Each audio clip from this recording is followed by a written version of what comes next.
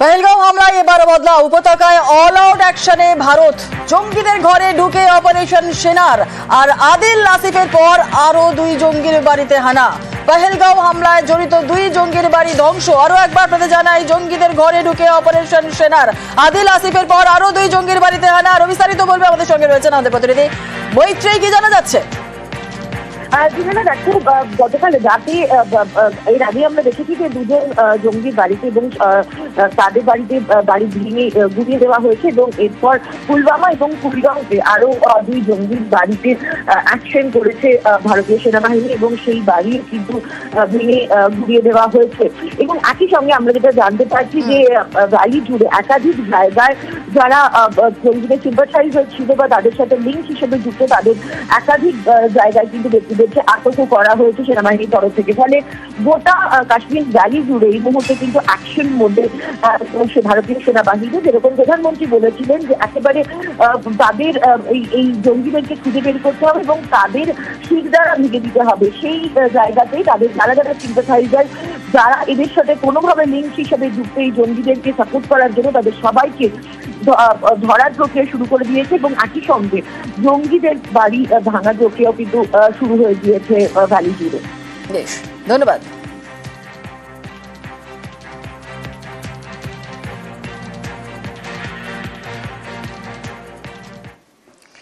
সেনা অভিযানে খতম শীর্ষ জঙ্গি। উত্তর বান্দিপোরায় সেনাবাহিনীর অভিযান। জঙ্গি ঘাঁটি লক্ষ্য করে অভিযান সেনাবাহিনীর, আর সেনার গুলিতে নিহত জঙ্গি নেতা আলতাফ লল্লি। লস্করে তৈবার শীর্ষ কমান্ডার আলতাফ লল্লি জঙ্গিদের গুলিতে জখম 2 সেনা জওয়ান।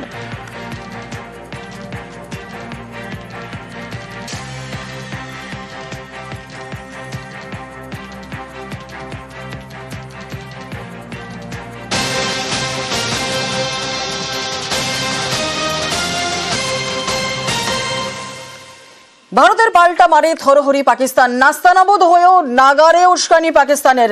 আর গতকাল রাতেও সীমান্তে ফের কলকাঠি পাক রেঞ্জারদের। নিয়ন্ত্রণ রেখায় পাল্টা জবাব ভারতীয় সেনার।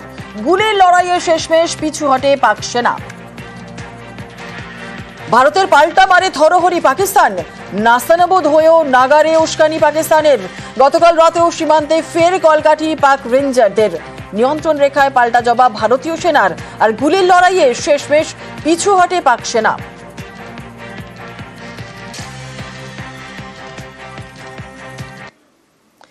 পাক জঙ্গি দমনে ভারতের হুঙ্কার। রাজস্থানে শুক্রবার ভারতীয় সেনার মহড়া। জয়পুরে সপ্তশক্তি কামান ট্যাঙ্কার নিয়ে হয় অনুশীলন। মহড়ায় প্যারা কমান্ডাকেও ব্যবহার করা হয়।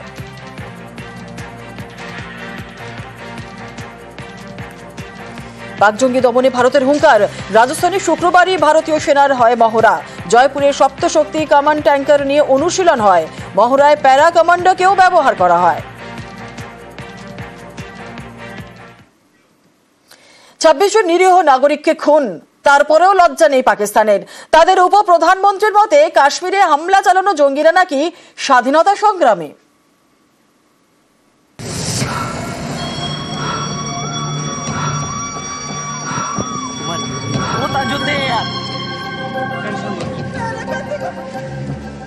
কাশ্মীরের বৈশরণ উপত্যকা, একে মৃত্যু উপত্যকা বানিয়ে ছেড়েছে জঙ্গিরা। গত মঙ্গলবার তারা 26 জনকে গুলি করে খুন করে। বেছে বেছে পর্যটকদের নিশানা করেছে জঙ্গিরা। বাচ্চার সামনে গুলি করে মেরেছে তার বাবাকে। সেই জঙ্গিরা নাকি স্বাধীনতা সংগ্রামী।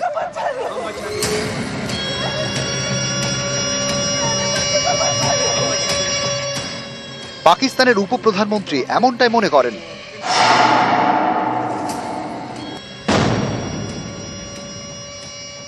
ये तो फ्रीडम फाइटर्स भी हो सकते हैं, वी डोंट नो कि कौन है। পহেলগাঁওয়ের জঙ্গি হানার দায় স্বীকার করেছে লস্কর ই তৈবার সংগঠন দ্য রেজিস্ট্যান্স ফ্রন্টের জঙ্গিরা। ইসলামাবাদের মদতেই এই লস্করের বাড়বাড়ন্ত।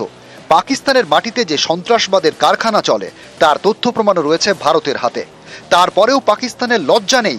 মুখ বাঁচাতে এখনো বলে যাচ্ছে এই নাশকতার সঙ্গে নাকি পাকিস্তানের যোগ নেই, আর যারা নাশকতা চালালো তারা নাকি স্বাধীনতা সংগ্রামী।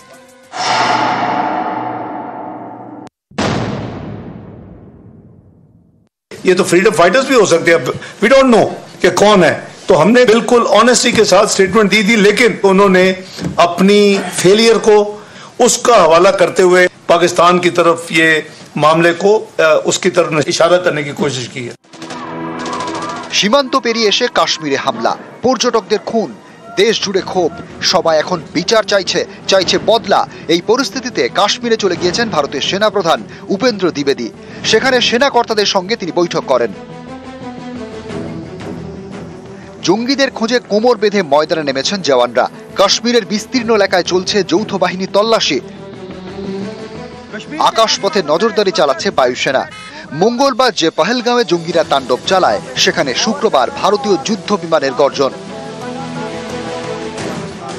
ভারতীয় সেনার এই তৎপরতায় পাকিস্তানের বুক কাঁপছে। একই অবস্থা পাক মদতপুষ্ট জঙ্গিদেরও। জঙ্গি সংগঠন জৈশ ই মোহাম্মদ তাদের লঞ্চ প্যাড সহ ট্রেনিং ক্যাম্প সরিয়ে ফেলেছে। পাকিস্তানের পাঞ্জাবের ভাওয়ালপুরের জৈশের সদর দপ্তর হয়ে সেটাও খালি করে ফেলা হয়েছে। জৈশ নেতারা ঢুকে পড়েছেন সেফ হাউসে। আফগানিস্তান সীমান্তবর্তী পাকিস্তানের খাইবার পাখতুনখোয়া এবং পাক অধিকৃত কাশ্মীর থেকেও জঙ্গিদের ট্রেনিং ক্যাম্প সরিয়ে ফেলা হয়েছে।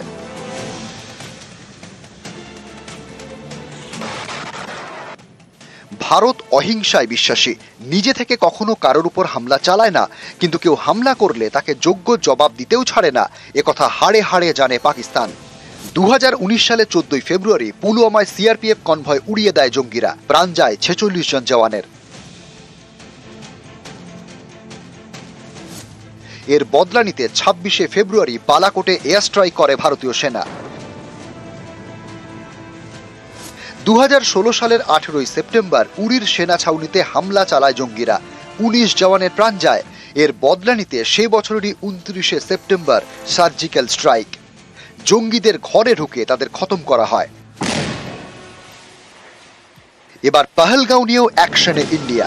ইতিমধ্যেই জঙ্গির বাড়ি উড়িয়ে দিয়েছে ভারতীয় সেনা স্পেশাল ফোর্স। আরও এক জঙ্গির বাড়িতেও বৃহস্পতিবার রাতে বিস্ফোরণ ঘটে।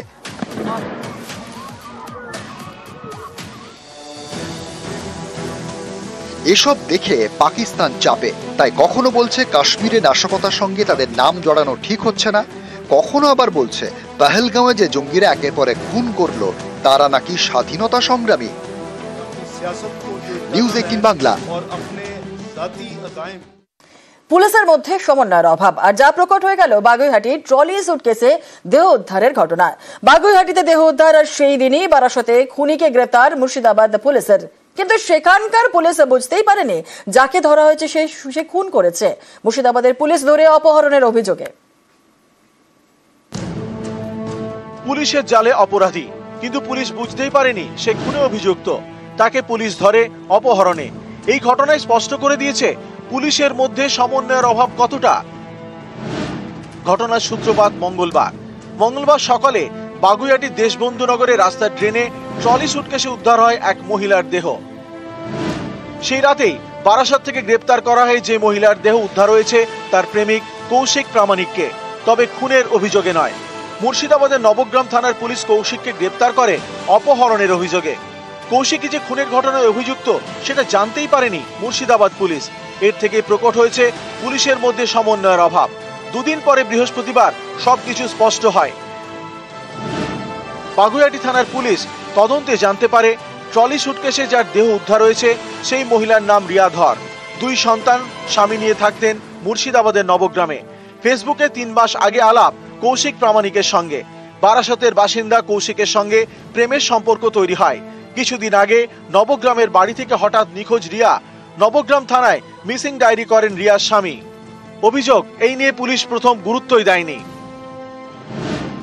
রিয়ার স্বামী অমিতের দাবি, মঙ্গলবার বারাসত থেকে অচেনা একজন ফোন করে তাকে বলেন রাস্তায় একটি ব্যাগ পাওয়া গিয়েছে। ব্যাগে পাওয়া ডকুমেন্টস থেকে ফোন নাম্বার মিলেছে। কৌশিক প্রামাণিক বারাসতের বাসিন্দা তা জানতেন অমিত। বারাসত থেকে ফোন পাওয়ায় তার সন্দেহ হয়। অমিত ফের নবগ্রাম থানায় যান, অপহরণের অভিযোগ করেন।